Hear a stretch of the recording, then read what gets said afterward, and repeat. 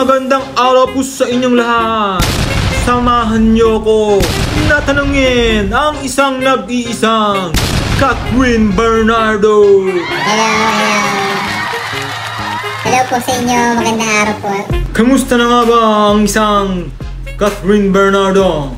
Okay naman po, Tito Boy. Mahirap ba ang naging buhay mo pagkatapos ng breakup ninyo ni Daniel? Talagang may transition po na pinagdaanan po ako. Mismo pa rin ba siya?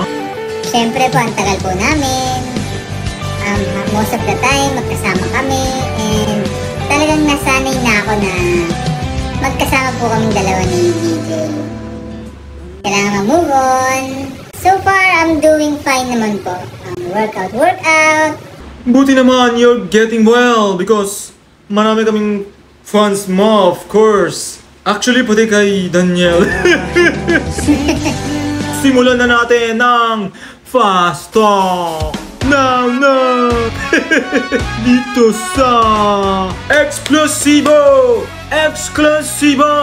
The Bands! Bye! Lights on! Lights on?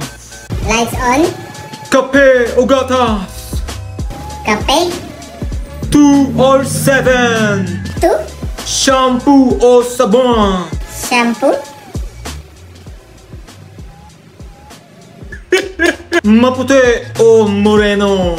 Moreno? Water or soft drinks? Soft drinks? May abs o wala? Walang abs. Kumakanta o sumasayaw? Kumakanta? Barcelona o Dubai? Barcelona? Aircon o electric fan? Aircon? Init o lamig? Lamig? Huling katanungan na po tayo kay Miss Catherine Bernardo. Ano talaga ang naging score nyo ngayon ni Alden Richards? Hindi naman na sikreto po yun at alam po nila na si Alden Richards po ay bumisita po nung birthday ko. Maraming salamat po sa mga patuloy po na sumusuporta sa akin. Pinag-pray po ako. Maraming salamat po sa inyo. Hindi ko po kayo kinakalimutan. Maraming salamat po, Tito Boy, for having me.